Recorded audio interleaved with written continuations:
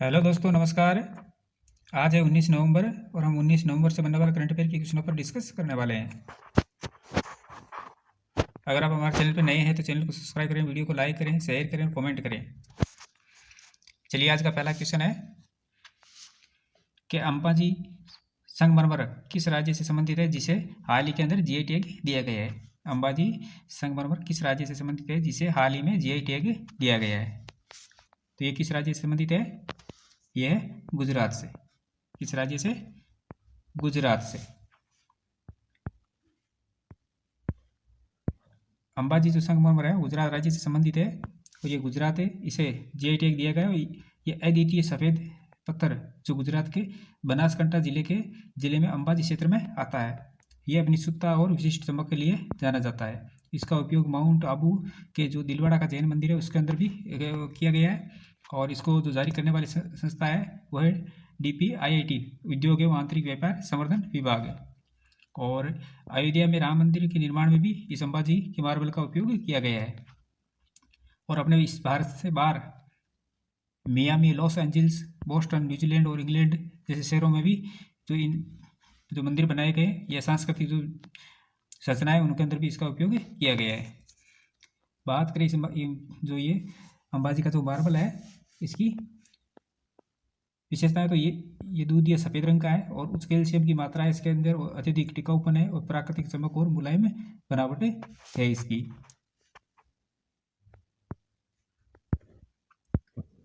Next question है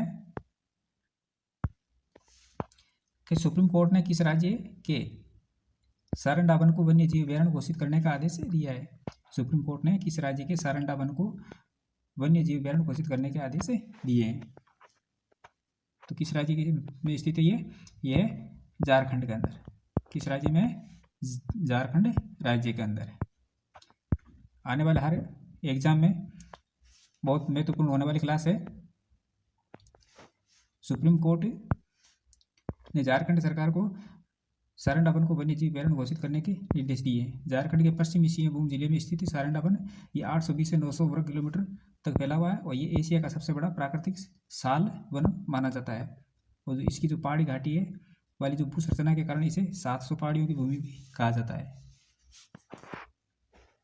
वनस्पति, जीव जंतु, संस्कृति और अत्यंत समृद्ध छोटा नागपुर जो जैव भू क्षेत्र स्थित है और ये ओडिशा और छत्तीसगढ़ के वन क्षेत्रों से जुड़ा हुआ एक विशाल हरित पट्टानुमा आकृति है और ये कई दुर्लभ और संकरगढ़ प्रजातियों का एक महत्वपूर्ण आवास भी है।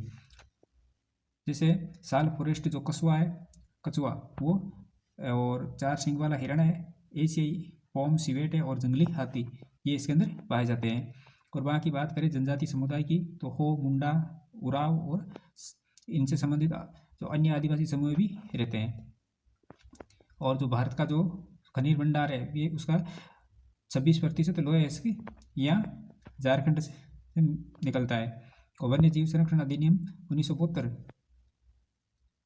की बात करें तो ये इसके जो लागू होने की तिथि है वो 9 सितंबर 1972। विस्तार जम्मू और कश्मीर को छोड़कर पूरे भारत के अंदर ये लागू है।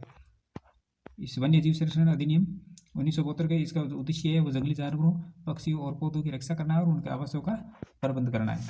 ये इसका प्रमुख उद्देश्य है। चलिए आगे बढ़ते हैं। नेक्स्ट क्वेश्चन है कि 56वां भारतीय अंतर्राष्ट्रीय फिल्म महोत्सव किस राज्य में आयोजित किया जाएगा। 56वां भारतीय अंतर्राष्ट्रीय फिल्म महोत्सव किस राज्य में आयोजित किया जाएगा। तो किस राज्य में किया जाएगा? ये किया जाएगा गोवा के अंदर। किस राज्य में किया जाएगा? गोवा के अंदर।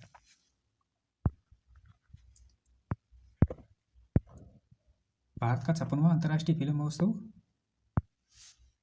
वर्ष 2025 के अंदर जो 20 से 28 नवंबर तक गोवा के अंदर आयोजित किया जाएगा।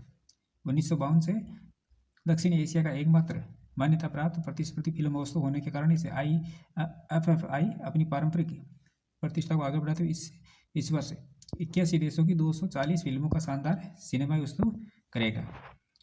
और ये 2025 अंतर्राष्ट्रीय सहयोग को और भी गहरा करते हुए ये जो शहर हैं जैसे तो फोकस देश है वो जापान है जिसके अंदर 6 समकालीन जापानी फिल्मों का प्रदर्शन किया जाएगा। बात करें भागीदार देश की तो स्पेन है और स्पॉटलाइट देश है ऑस्ट्रेलिया है। 1952 में स्थापित IIA भारत की सांस्कृतिक आकांक्षाओं और स्वतंत्र परंपरा पहचान का प्रतीक है और एशिया का सबसे पुराना और प्रतिष्ठित फिल्म महोत्सव मुंबई में शुरू हुआ है, जो धीरे धीरे एक वैश्विक मंच के रूप में विकसित हुआ और इसके बाद महोत्सव दिल्ली, चेन्नई और कोलकाता में आयोजित हुआ था, जिसे अब हर वर्ष गोवा में आयोजित किया जाता है। तो पहला हुआ था ये 24 जनवरी और 1 फरवरी 1952 मुंबई के अंदर, जिसमें लगभग 40 फीचर फिल्म और शॉर्ट फिल्म प्रदर्शित की गई थी। और ये इस महोत्सव को वसुधैव कुटुंबकम की भारतीय भावना को दर्शाता है और वैश्विक शांति एवं सहअस्तित्व के संदेश को फैलाता है। बात करें 1965 के अंदर तीसरे संस्करण में हुआ था और 1975 में फिल्मोत्सव की शुरुआत हुई थी एक गैर प्रतिस्पर्धी वैकल्पिक महोत्सव के द्वारा, और 2004 IIF को स्थायी घर गोवा के अंदर मिला था, यानी यह 2004 से गोवा के अंदर स्थायी रूप से यहाँ गोवा के अंदर फिल्म महोत्सव का आयोजन किया जाता है। और NFDC सूचना एवं प्रसारण मंत्रालय तथा ESG द्वारा संयुक्त रूप से इसका आयोजन किया जाता है। नेक्स्ट क्वेश्चन है कि चेकर्ड कीलबैक यानी एशियाई जल सांप में एल्बिनिज्म का पहला मामला किस भारतीय राज्य में दर्ज किया गया है? तो किया गया है मिजोरम के अंदर। किस राज्य में किया गया है? मिजोरम के अंदर।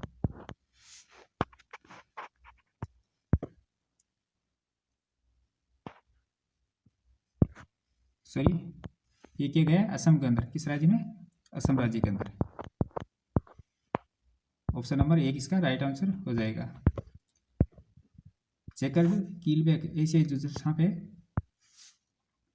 जो एल्बिनिज्म का पहला जो मामला है वो असम के अंदर दर्ज किया गया था। असम राज्य चिड़ियाघर और बोटनिकल गार्डन की टीम के द्वारा गुवाहाटी के पास इस दुर्लभ घटना की पुष्टि की गई है। तो जो इसका स्थान है जहाँ ये मिला है वो गुवाहाटी के पास असम है। खोज असम राज्य चिड़ियाघर और बोटनिकल गार्डन की एक टीम के द्वारा किया गया है और ये में तो भारतीय चिकट में कीलबैक में एल्बिनिज्म का पहला पुष्ट मामला है और जैव विविधता अध्ययन के लिए महत्वपूर्ण है। एल्बिनो जो ये सांप है इसका रंग हल्का पीला और आंखें लाल होती है और ये खासकर सांप का एक बच्चा था जिसकी लंबाई 290 मिलीमीटर थी और वैज्ञानिक इसकी पहचान फोडिया पिस्केटर प्रजाति के रूप में की थी। और ये मध्यम आकार का विषहीन सांप एशिया का मूल निवासी और भारत, बांग्लादेश, नेपाल और श्रीलंका में भी पाया जाता है और ये आमतौर पर तालाब, दलदल और धान के खेतों जैसे मीठे पानी के क्षेत्रों में रहता है। और IUCN रेड लिस्ट में इसे लिस्ट कॉनकर्न श्रेणी में भी रखा गया है। तो ये इसकी पहचान है। नेक्स्ट क्वेश्चन है कि रोलेन उत्सव प्रतिवर्ष किस राज्य के अंदर मनाया जाता है? रोलेन उत्सव प्रतिवर्ष किस राज्य में मनाया जाता है? तो किस राज्य में मनाया जाता है? ये मनाया जाता है हिमाचल प्रदेश के अंदर। किस राज्य में? हिमाचल प्रदेश के अंदर। रोलेन या रोलाने उत्सव प्रतिवर्ष हिमाचल प्रदेश के किन्नौर जिले में मनाया जाता है। ये त्यौहार वसंत का स्वागत है और कांडा या चोटियों की पवित्र आत्माओं के लिए एक उत्सव के रूप में मनाया जाता है। स्थान यानी हिमालय प्रदेश के किन्नौर जिले के कल्पा के अंदर होता है और समय ये होली के बाद वसंत के मौसम की शुरुआत में मनाया जाता है और उद्देश्य वसंत का स्वागत करना और पर्वतीय आत्माओं की पूजा करना। उत्सव केंद्र में जो केंद्र है इसके अंदर 2 पात्र होते हैं, रोला और रोलाने, जिन्हें प्रतीकात्मक दुल्हा और दुल्हन माना जाता है और ये दोनों ही पात्र जो है वो पुरुषों के द्वारा ही निभाई जाती है इनकी भूमिका। और इसके अंदर मुकुटा, नृत्य अनुष्ठान और नागिन नारायण मंदिर में श्रद्धा भाव के साथ उत्सव मनाया जाता है, जिसे हिमाचल की सबसे प्राचीन और संरक्षित शीतकालीन परंपराओं में गिना जाता है। नेक्स्ट क्वेश्चन है कि हाल ही में राष्ट्रीय गोपाल रत्न पुरस्कार 2025 की घोषणा की गई है। किसकी? हाल ही में राष्ट्रीय गोपाल रत्न पुरस्कार 2025 की घोषणा की गई है और राजस्थान के लिए सर्वश्रेष्ठ डेयरी किसान पुरस्कार किसे दिया गया है या किसको सम्मानित किया गया है? तो राजस्थान से किया गया है श्री हर्षित जूरिया को। किसको किया गया है? हर्षित जूरिया को। राष्ट्रीय गोपालन पुरस्कार की शुरुआत 2021 के अंदर राष्ट्रीय गोकुल मिशन के तहत की गई थी। बात करें इनके पुरस्कारों के उद्देश्य की तो भारत की डेयरी उत्कृष्टता को बढ़ावा देना है। मत्स्य, पशुपालन और डेयरी मंत्रालय ने आधिकारिक रूप से राष्ट्रीय गोपालन पुरस्कार की घोषणा की थी। और ये पुरस्कार भारत के पशु दोनों डेयरी क्षेत्र का एक सर्वोच्च नागरिक सम्मान माना जाता है। और पुरस्कार राष्ट्रीय दुग्ध उत्पादन 26 नवंबर 2025 के अवसर पर प्रदान किए जाएंगे, जो भारत के मिल्कमैन डॉक्टर वर्गीज कुरियन की जयंती पर मनाया जाता है। और इस वर्ष 2021 आवेदनों में से 3 श्रेणियों, पहला है सर्वश्रेष्ठी, जो सर्वश्रेष्ठ डेयरी किसान है, फिर है सर्वश्रेष्ठ डेयरी सहकारी संघ, और उसके बाद में सर्वश्रेष्ठ कृत्रिम गर्भाधान टेक्नीशियन में उत्कृष्ट प्रदर्शन करने वालों को ये उनका चयन किया गया है। और इसके अंदर मेरिट प्रमाण पत्र दिया जाता है, मोमेंटो दिया जाता है और नगद पुरस्कार राशि दी जाती है पहली 2 श्रेणियों में। बात करें नगद पुरस्कार की तो ये 5 लाख है, पहला जो पुरस्कार है वो 5 लाख रुपए, और जो दूसरा पुरस्कार है उसके अंदर 3 लाख रुपए, और तीसरे के अंदर 2 लाख रुपए। पूर्वोत्तर या हिमालयी राज्यों के लिए विशेष पुरस्कार है वो 2 लाख रुपए है।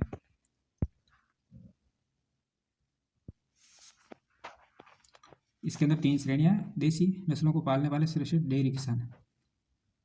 तो इसके अंदर श्री अरविंद यशवंत पाटिल को दिया गया है, जो कोल्हापुर महाराष्ट्र के हैं, और डॉक्टर कंकनवाला कृष्ण रेड्डी हैदराबाद तेलंगाना के हैं। और जो तीसरा पुरस्कार है वो संयुक्त रूप से श्री हर्षित जूरिया जो सीकर राजस्थान के हैं। और जो तीसरा संयुक्त रूप से कुमारी सरदार सत्यवान धवन जो अहमदनगर महाराष्ट्र है। और हिमालयी क्षेत्र जिसके अंदर श्रीमती विजय लता और प्रदीप पांगड़िया को दिया गया है। श्रेष्ठ डेयरी सहकारी, इसके अंदर मेनन गड्डी क्षीरोत्पादक सहकारिता संघ लिमिटेड वायनाड केरल।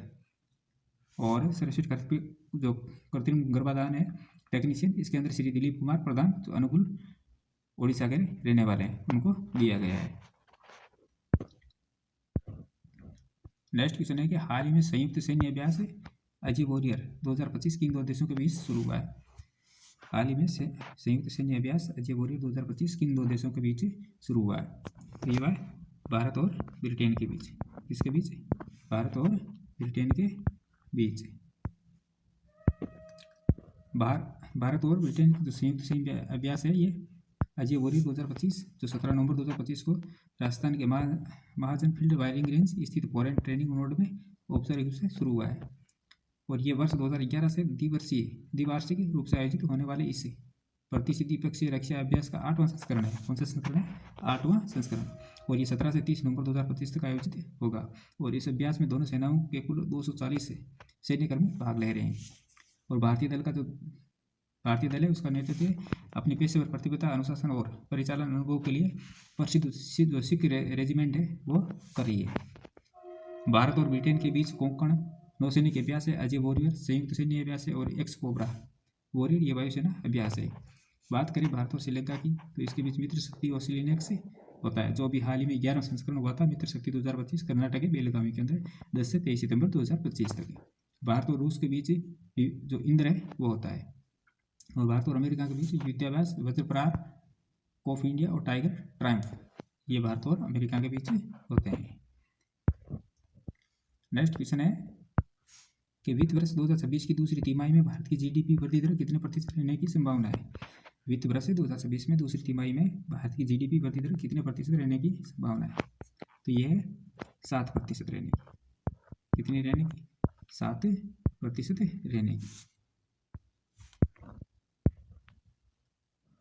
ICRA की मुख्य अर्थशास्त्री अदिति नायर के अनुसार Q1 के 7.6% की तुलना में Q2 के सकल मूल्य वृद्धि दर घटकर 7.1% रहने की संभावना है। और भारत की अर्थव्यवस्था की वृद्धि दर Q2 फाइनेंशियल 2026 में घटकर 7% रहने की अनुमान है, जो Q1 के 7.8% भी कम है। इसके अंदर सेवा क्षेत्र होता है, कृषि क्षेत्र होता है और औद्योगिक क्षेत्र होता है। सेवा क्षेत्र के अंदर सेवाओं का जो GW है Q1 के 8 तिमाहियों के उच्च स्तर पर 9.3 से घटकर 7.4 रहने का अनुमान है। और जो कृषि क्षेत्र है उसके अंदर 3.7 से घटकर 3.5 रहना है। और जो फाइनेंशियल 2025 के 4.1 से काफ़ी कम है। और औद्योगिक क्षेत्र के अंदर 6.3 से 7.8 के बीच जो 5 तिमाही है वो दूसरी पहुंचने का अनुमान है।